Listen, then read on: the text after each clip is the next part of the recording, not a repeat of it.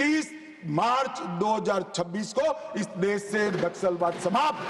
31st March 2026. This is by when Home Minister Amit Shah has vowed to end Naxalism in the country, and now the impact of that promise is visible on the ground.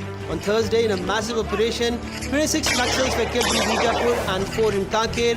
This is the video of the Kanker encounter in the dense forest, and intense firefight erupted between the Naxals and security forces, and bullets echoed in the jungles. After the Bijapur encounter, security forces brought back the bodies of 26 Naxals along with a large cache of recovered weapons, many of them automatic. Kanker में 4 और बीजापुर के गंगालूर इलाके में 26 माओवादियों को मार गिराया गया। बताया गया कि वहां से कई ऑटोमेटिक वेपन भी रिकवर किए गए हैं और मारे गए माओवादियों के शव भी बरामद किए गए हैं। Chhattisgarh is witnessing a decisive battle against Naxalism, and the courage and success of our forces is reflected in this video captured after the Bijapur encounter. The past 1 year has been a milestone in the fight against Naxalism. Home Minister Amit Shah informed the Rajya Sabha 380 Naxalites have been killed and 1045 have surrendered in the past year. मैं सबसे पहले एक बात इस सदन में जिम्मेदारी के साथ बताना चाहता हूं। 21 मार्च 2026 को इस देश से नक्सलवाद समाप्त। 2023 दिसंबर में छत्तीसगढ़ में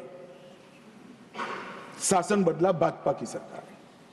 एक ही साल में 380 नक्सली मारे गए, इसमें कल के 30 जोड़ना बाकी है। 1045 और 1194 गिरफ्तार हुए और 1045 सरेंडर कर गए। Chhattisgarh is not only battling Naxalism through combat. The state surrender policy is encouraging many to abandon the path of violence and return to the mainstream. Panchayats are being declared Naxal free. इन सारे अभियानों के साथ मैं सोचता हूं कि जब संस्कृति के क्षेत्र में भी काम हो रहा है, युवाओं के भी क्षेत्र में काम हो रहा है, अभी जितने युवा आते हैं यहाँ पे मैं पहला प्रश्न पूछता हूं कि क्या नक्सलवाद समाप्त होना चाहिए। एक स्वर में सब कहते हैं कि नक्सलवाद समाप्त होना चाहिए, एक स्वर में कहते हैं। और अब तक तो सरकारें तैयार थी, कोई मंत्री कोई नेता तैयार थे, अब जनता तैयार है। मैं स्पष्टता के साथ आपके सामने विषय रखना चाहता हूँ। The impact of the surrender policy is visible. Former Naxals are now benefiting from government schemes, and villages once under the shadow of terror are witnessing a new wave of development. With Nilesh Tripathi and Vikas Anurag Dwari for NDTV.